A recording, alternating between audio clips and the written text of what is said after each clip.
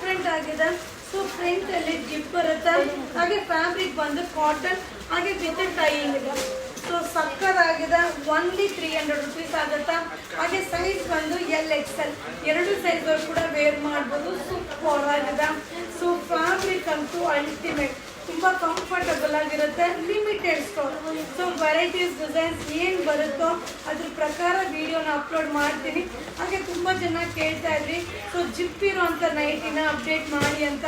So ಇದು ಬಂದು front zip ಬರುತ್ತೆ.